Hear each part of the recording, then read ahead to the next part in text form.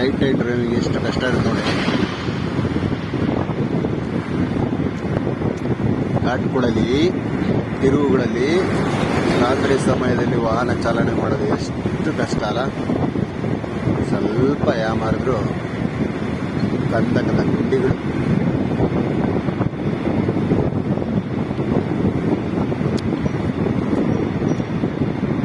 ಭಾರಿ ಗಾತ್ರದ ವಾಹನಗಳು ಬರ್ತಾ ಇರ್ತವೆ. ಬಹಳ ಎಚ್ಚರಿಕೆಯಿಂದ ಚಾಲನೆ ಮಾಡಬೇಕು. ಅದರಲ್ಲಿ ಭಾರಿ ಗಾತ್ರದ ವಾಹನಗಳ ಮಧ್ಯದಲ್ಲಿ ಸಣ್ಣ ಪುಟ್ಟ ಕಾರುಗಳು ಬಂದರೆ ಸಡನ್ನಾಗಿ ರೈಟಿಗೆ ಲೆಫ್ಟಿಗೆ ಎಳ್ಕೊಂಡ್ಬಿಡ್ತಾರೆ ಅವರು. ಭಾಳ ಕಷ್ಟ ಆಗುತ್ತೆ. ಅದು ಮಳೆಗಾಲದಲ್ಲಿ ತುಂತುರು ಮಳೆ ಅಂತ ಸಮಯದಲ್ಲಿ ಭಾಳ ಎಚ್ಚರಿಕೆಯಿಂದ ಘಾಟ್ಗಳಲ್ಲಿ ವಾಹನ ಚಾಲನೆ ಮಾಡಬೇಕು.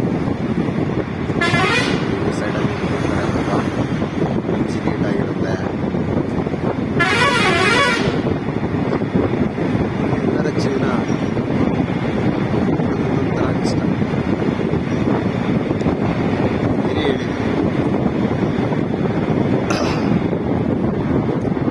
ಬಸ್ ಹಂಗಿದ ಮೇಲೆ ತುಂಬ ಜನ ಒಳಗಾಗ್ತಿರ್ತಾರೆ. ಕೆಲವರು ಗಾಢ ನಿದ್ರೆಲಿರ್ತಾರೆ, ಎಲ್ಲರಿಗೊಂದು ಸಿಗಲ್ಲ. ಕೆಲವರು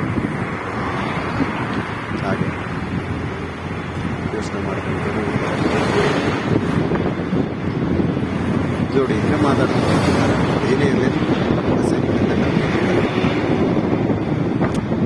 ಅಷ್ಟಾಗಿ ಕರೆ ಅವ್ರು ಚೆನ್ನಾಗಿ ಮಾಡ, ಅವ್ರು ಜರ್ನಿ ಮಾಡ, ಅವ್ರು ಪ್ರಯಾಣ ಮಾಡ ವಾಹನದ ಸಾರಥಿಯಾಗಿರ್ತಾರೆ.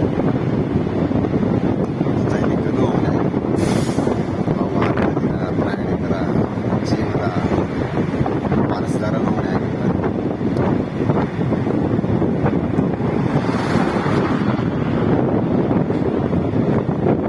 ಆರೋಗ್ಯ ಸಮಸ್ಯೆಯಿಂದ ವಾಯ್ಸು ಕ್ಲಿಯರಾಗಿ ಬರಲ್ಲ.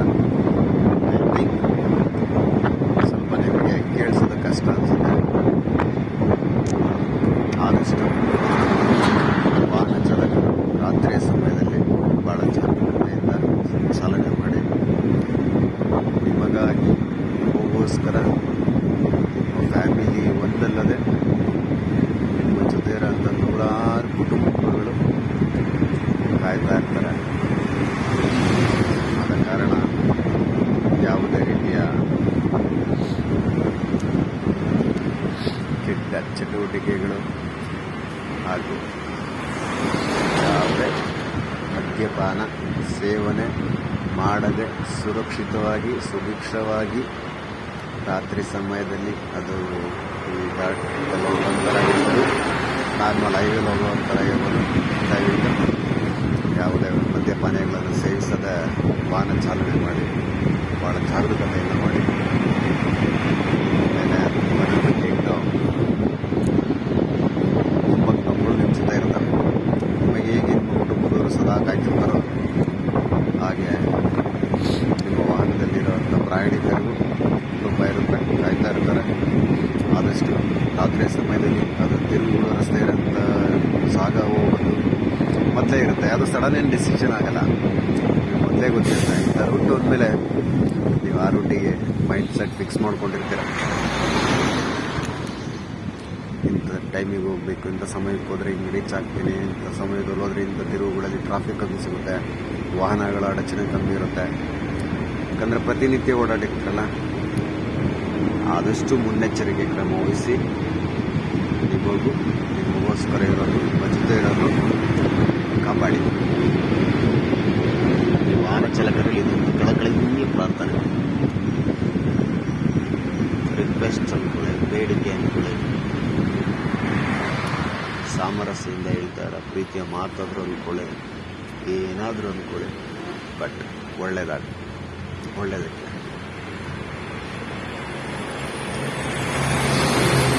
ಯಾಕಂದರೆ ನೀವು ಭಾಳ ಕಷ್ಟಪಟ್ಟು ಮೈಯೆಲ್ಲ ಜಾಗರೂಕತೆಯಿಂದ ಇಟ್ಕೊಂಡು ಕಣ್ಣಂಚಿನಲ್ಲಿ ರಥ ಸಾಗ್ತಾ ಇರುತ್ತೆ. ಅಷ್ಟೇ ವೇಗವಾಗಿ, ಅಷ್ಟೇ ಬಿರುಸಾಗಿ ಎದುರಿಗೆ ಬರುವಂಥ ವಾಹನಗಳು ಬರ್ತವೆ. ಎಲ್ಲ ಜಾಗ್ರತೆ ಕ್ರಮಗಳನ್ನು ವಹಿಸ್ಕೊಳ್ಬೇಕಾಗುತ್ತೆ. ಯಾಕಂದರೆ ಇಲ್ಲಿ ದೊಡ್ಡ ನೆಟ್ವರ್ಕು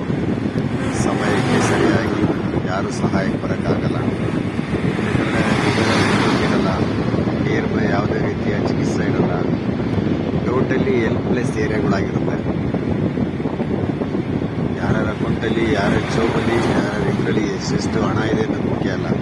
ನೀವು ಎಷ್ಟು ಜಾಗರೂಕತೆಯಿಂದ ವಾಹನ ಚಾಲನೆ ಮಾಡಿರ್ತೀರ ಅನ್ನೋದು ಭಾಳ ಇಂಪಾರ್ಟೆಂಟ್ ಆಗುತ್ತೆ ಇಲ್ಲಿ. ಯಾಕಂದರೆ ನೆಟ್ವರ್ಕ್ ಸಿಗಲ್ಲ,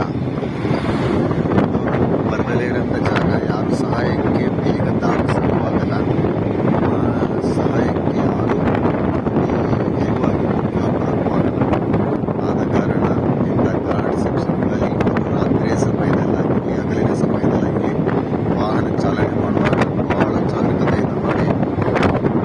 ಬಹಳ ಅಂದರೆ ಬಹಳ ನೀವು ಎಷ್ಟು ಜಾಗರೂಕತೆ ವಹಿಸ್ತೀರ ಅಷ್ಟು ಕ್ಷೇಮವಾಗಿ ಈ ಕುಟುಂಬದ ಜೊತೆ ಇರೋಂಥ